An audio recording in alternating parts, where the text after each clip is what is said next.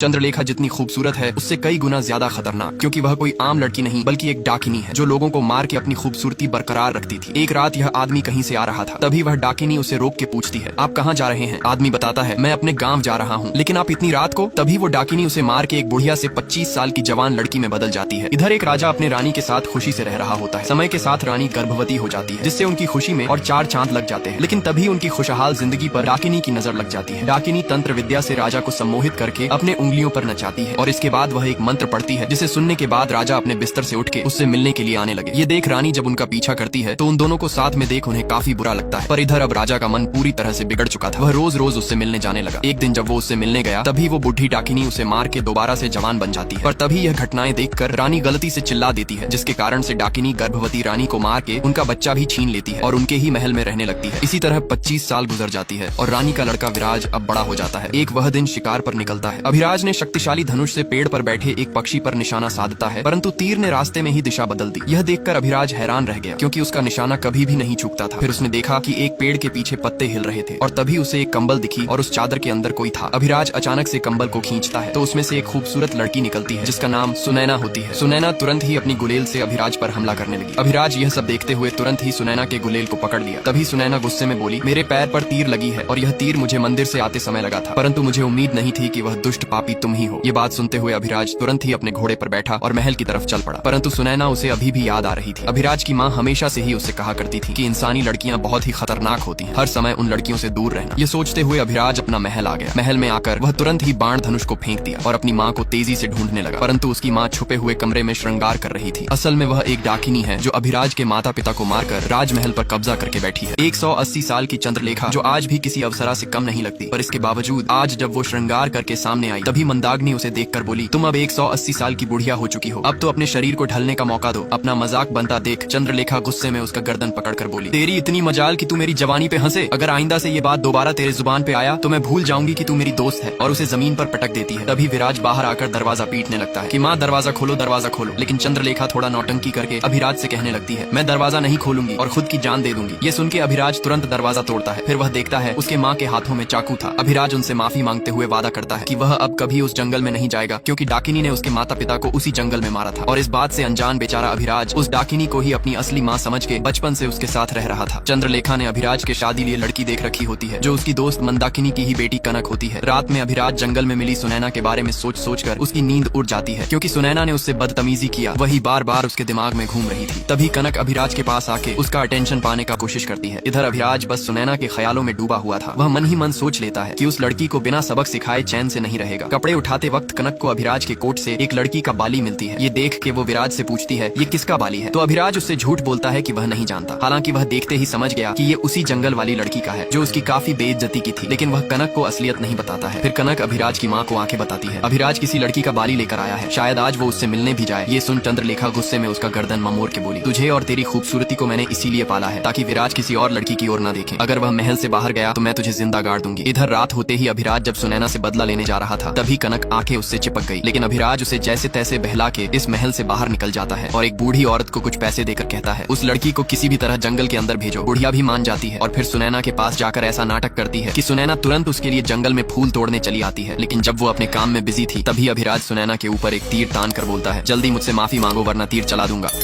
अचानक से एक जहरीला सांप आके पीछे से उसे डस लेता है। ये देख के सुनैना डर के मारे लोगों को चिल्लाकर बुलाने लगती है, पर उस वक्त उनके अलावा उस जंगल में और कोई नहीं था। फिर सुनैना अभिराज के शरीर को धीरे धीरे नीला पड़ते देखकर खुद ही उसे उठाता है और मंदिर के पास ले जाती। लेकिन काफी रात हो जाने के कारण मंदिर भी बंद हो गया था, जिसके बाद सुनैना अभिराज को एक बैलगाड़ी में सुलाकर अपने घर ले आती है, क्योंकि उसकी दादी एक वैद्य है जो जड़ी बूटी से अभिराज का इलाज करने लग जाती है और साथ में सुनैना को अनजान लड़के से हमदर्दी रखने पर डांट भी लगा रही होती है। इधर चंद्रलेखा जो लोगों को मारकर अब भी जवान दिखती है, इसलिए अपनी खूबसूरती बरकरार रखने के लिए एक शिकार की तलाश में निकल पड़ती है। तभी वह देखती है कि एक आदमी जंगल में अकेले लकड़ी काट रहा है। जैसे ही चंद्रलेखा उसके पास गई तो आदमी उसे देखकर पहले तो बहुत डर जाता है, लेकिन फिर बाद में वह आदमी चंद्रलेखा की खूबसूरती देखकर मोम की तरह पिघल जाता है और फिर मौका मिलते ही डाकिनी उसे अपने ठिकाने पर ले जाती है। फिर चंद्रलेखा उसका गेम बजा के खुद 30 साल की 56 छुरी में बदल जाती है। इधर सुनैना बिना खाए पिए अभिराज की देखभाल कर रही होती है और जब अभिराज होश में आकर देखता है कि उसकी जान सुनैना ने बचाई है, लेकिन फिर भी अभिराज उसे धन्यवाद करने के बजाय उल्टा सुनैना को ही उससे माफी मांगने के लिए कहने लगता है। पर इस बार बार भी सुनैना उससे माफी नहीं मांगती और कहती है रस्सी जल गई पर बल नहीं गया। फिर अभिराज गुस्सा से बोला चाहे जो हो जाए पर मैं तुमसे माफी मंगावे छोड़ दूंगा। इधर जब चंद्रलेखा अभिराज की कमरे में आई तो वहाँ विराज को ना पाकर कनक के ऊपर चिल्लाने लगती है कि विराज कहाँ है। तभी अभिराज की आवाज आती माँ मैं यहाँ हूँ, और इसी तरह दोनों मिलकर चंद्रलेखा को उल्लू बना देते हैं। इधर सुनैना के घर में अभिराज का तीर रह जाता है। जब उस तीर को सुनैना की दादी ने स्पर्श किया तो वह तुरंत समझ गई कि यह तीर राजमहल का है, और तभी वह पिछले यादों को सोचने लगती है जिसमें अभिराज की असली माँ पूजा कर रही थी। तभी उसके साड़ी पर आग लग जाती है। तब उसकी एक दासी अपने हाथों को जलाकर आग को बुझाती है, जबकि वह महिला भी गर्भवती होती है। इन सब से खुश होकर रानी उसे एक वचन देती है कि भविष्य में अगर मेरा पुत्र होता है और तुम्हारी पुत्री तो मैं उन दोनों की शादी अवश्य कराऊंगी। यानी कि सुनैना और कोई नहीं बल्कि उसी औरत की लड़की होती है। आज सुनैना को लड़के वाले देखने आने वाले हैं, इसलिए घर में सभी बहुत खुश थे। ये बात अभिराज को भी पता होता है और इसलिए वह सोचता है सुनैना को अच्छा सबक सिखाने का यही एक अवसर है। सुनैना श्रृंगार कर रही थी क्योंकि आज उसे देखने लड़के वाले आ रहे होते हैं। इधर अभिराज सोच रहा था कि सुनैना की बेइज्जती करने का इससे अच्छा मौका नहीं मिलेगा। फिर अभिराज अपनी माँ को बेवकूफ बनाने के लिए अपने बेड पर कुछ तकिया रख देता है ताकि उसकी माँ को लगे कि विराज अभी सो रहा है, जिसके बाद अभिराज सुनैना से बदला लेने निकल पड़ता है। इधर सुनैना को लड़के वाले देखकर चट मंगनी पट विवाह का प्रस्ताव रखता है। तभी वहाँ पर अभिराज की एंट्री होता है और सुनैना को जोर जोर से पुकारने लगता है सुनैना मेरी जान कहाँ हो, और ये सब क्या है? प्यार मुझसे करती हो तो शादी किसी और से क्यों कर रही हो? ये सुन सुनैना बोली ये क्या बक रहे हो, मैं तो तुम्हारा नाम भी नहीं जानती, चुपचाप यहाँ से चले जाओ। तब विराज बोला ठीक है चला जाऊंगा, तुम बस इतना बता दो क्या हम दोनों ने इस छत के नीचे कभी रात नहीं बिताई है? ये सुन लड़के वाले बोलते हैं हमें अपने घर के लिए लक्ष्मी चाहिए, ना कि एक कुलकक्षणी। इतना कहकर लड़के वाले वहाँ से जाने लग जाते हैं। सुनैना के नानी उन्हें समझाने की बहुत कोशिश करती है कि आप लोग गलत समझ रहे हैं। सुनैना बस उसकी मदद कर रही थी पर उन लोगों को कुछ और ही लग रहा था। लड़के की माँ बोली हमें घर में लक्ष्मी चाहिए, कुलक्षणी नहीं। बेटियों को इतना छूट दोगी तो वह तो बिगड़ेगी ही ना। और इसी के साथ कुछ जलने वाले भी उस पे आरोप लगाते हैं कि उन लोगों ने भी सुनैना को रात में उस लड़के से मिलते हुए देखा है। इधर जब डाकिनी को अभिराज कहीं नहीं दिखा तो वो गुस्से में कनक को जाके मारने लगी कि मैंने तुझे अभिराज पे नजर रखने को बोला था। तब कनक उसे बताती है विराज किसी लड़की से मिलने गया है। ये सुनकर डाकिनी जब अपने शक्तियों से उसे देखती है तो पता चला विराज उसी गांव में चला गया है जहां से वह उसे बचपन में चुरा कर लाई थी। इधर अब सभी गांव वाले सुनैना को कुलक्षणी बोल के उसे अपने गांव से निकाल रहे थे। सुनैना उनके आगे रोते हुए बोलती है कल आखिरी बार मैं माता रानी का पूजा करके खुद ही इस गांव से चली जाऊंगी। इधर डाकिनी जो उनको अपने जादुई कुआं में देख रही थी, जैसे ही उसे मंदिर की घंटियां सुनाई पड़ती है तो दर्द के मारे वो चिल्लाने लगती है। अब अभिराज अपनी माँ को पागलों की तरह खोजते खोजते जाकर उसी पेड़ के नीचे खड़ा हो गया जिसके ऊपर वह तीनों बैठकर उसके मजे ले रही थी। तभी अचानक से कनक जिस पर बैठी थी वो डाली टूट के विराज के ऊपर गिरने लगी, लेकिन मौके पर ही चंद्रलेखा उसे रोक के अपनी शक्तियों की मदद से ऊपर खींच लेती है। और इसी तरह पूरी रात बिताने के बाद चंद्रलेखा कनक को बोली जाके अभिराज को पकड़ के महल लेके आ। अब तक तो उसकी अक्ल ठिकाने आ ही गई होगी। इधर बेचारा अभिराज जो रात से परेशान एक औरत को देखता है जो अपने बच्चे से काफी प्यार कर रही थी। अभिराज ये देख काफी इमोशनल हो गया क्योंकि उसे अपनी माँ की बहुत याद आ रही थी। अब अभिराज उनके पास जाकर बताता है मेरी भी एक आप ही की तरह माँ है जिसे मैं बहुत प्यार करता हूँ, लेकिन वह कल मुझसे गुस्सा होकर कहीं चली गई। ये सुन औरत उसे हौसला देती है हम लोगों के साथ माता रानी के मंदिर चलो, उनके आशीर्वाद से तुम्हारी माँ मिल जाएगी। इधर गाँव वाले सुनैना को धिक्कार कर रहे थे। वे कहते हैं न जाने कब अम्बे माँ की पूजा खत्म होगी, तब जाकर हमें इस कलमुही का चेहरा नहीं देखना पड़ेगा। इधर कनक चंद्रलेखा को आकर बताती है कि अभिराज जंगल में कहीं नहीं दिख रहा है। ये सुनने के बाद डाकिनी गुस्से से लाल उसे अपने कुंभ में देखने गई। तभी उसे पता चला अभिराज एक मंदिर में घुस गया है। और इधर मंदिर के अंदर का साउंड जैसे ही डाकिनी को सुनाई पड़ा तो डाकिनी का हालत खराब होने लग गया। जैसे ही अभिराज माता रानी का आशीर्वाद लेने मंदिर के अंदर घुसा तभी अचानक से वह उस डाकिनी के बंधन से मुक्त हो गया, क्योंकि डाकिनी बचपन में ही उसके हाथों में एक काला धागा बांध उसे अपने बस में कर रखी थी। पर आज जब वो इस मंदिर के अंदर घुसा तो उसके ऊपर से डाकिनी का सारा प्रभाव हट गया। अभिराज अंदर जाकर देखता है कि सुनैना उस मंदिर में एक नाटक प्रतियोगिता में नृत्य कर रही थी। नृत्य खत्म होने के बाद जब सुनैना अपने दादी के पास आई तभी कुछ जलने वाले लोग बोल पड़े सुनैना और इस लड़के के बीच जरूर कुछ न कुछ। तभी तो ये कल इतना कुछ होने के बाद भी आज फिर ये सुनैना को छेड़ने चला आया। ये सुन अभिराज बोला हम यहाँ किसी को छेड़ने नहीं, अम्बे माँ का आशीर्वाद लेने आए हैं ताकि हमारी माँ जल्द से जल्द हमें मिल जाए। और माता रानी का आशीर्वाद लेने लगा। अभिराज जब उस मंदिर से बाहर आया तो पूरे गांव वाले उसे मारने के लिए उस पर टूट पड़ा, क्योंकि अभिराज ने जो सुनैना के ऊपर गंदा आरोप लगाया था वो अब सबको पता चल गया था। इधर अभिराज की माँ गुस्से में एक बड़ा सा भवंडर खड़ा कर जब उसे ढूंढने के लिए आ रही थी तभी उसे पेड़ के पास से उसका धागा दिखा जो माता रानी के आशीर्वाद से टूट गया था। डाकिनी उसे देख ही रही थी। तभी एक आदमी उसे देखकर जोर जोर से चिल्लाने लगा। डाकिनी को लगा कि अब इस तरह पूरे गांव वालों को उसके बारे में पता चल जाएगा, इसीलिए वो तुरंत उसे अपनी शक्तियों से एक कौवा बनाकर उसका गर्दन मोड़ दिया। अभिराज जैसे ही इस मंदिर के सामने झुक के देवी माँ से प्रार्थना किया कि हमें हमारी माँ से मिलवा दीजिए, तभी अचानक से उसकी माँ उसके सामने आ गई। अभिराज यह देख खुशी के मारे अपनी माँ से गले मिलकर बोला माँ आप हमें छोड़कर कहाँ चली गई थी? आज से आप जैसा बोलेगी हम वैसा करेंगे, लेकिन कभी भी आप हमें छोड़कर न जाएं। तब चंद्रलेखा उसे अपने बातों में बहला फुसला के दोबारा से वो काला धागा उसके हाथों में बांध देती है और उसे अपने साथ महल लेकर जाने लगती है। पर इधर कनक और उसकी माँ दीवार पर उल्टा लटक के आपस में कुछ बात कर रही थी। तभी उसी वक्त अभिराज जैसे ही उस महल के अंदर आता है तो अभिराज उन दोनों को ऐसे देखकर हैरान हो जाता है। तभी चंद्रलेखा अपनी शक्तियों की मदद से उसे नीचे उतार देती है अभिराज हैरानी के साथ उस दीवार को देखकर बोला, यहाँ पर कोई अभी था क्या? तो कनक उससे मजाक में बोलती है कि हाँ, वहाँ पर मैं झाड़ू मार रही थी। और इसी तरह चंद्रलेखा उसे अपने बातों में बहला फुसला के कनक से उसकी सगाई कराने लगी। पर इधर अभिराज को सिर्फ सुनैना ही याद आ रही थी, क्योंकि अब वह सुनैना से प्यार करने लगा था। चंद्रलेखा बताती है, बेटा अब सो जाओ, 2 दिन बाद तुम्हारी शादी है। पर इधर अभिराज को नींद कम और सुनैना की याद बहुत ज्यादा आ रही थी, क्योंकि सुनैना का जिस लड़के से रिश्ता टूटा था, आज दोबारा से उसी के साथ उसकी सगाई हो रही थी। इधर जब कनक अभिराज से शादी होने की खुशी में पानी पानी हो गई थी,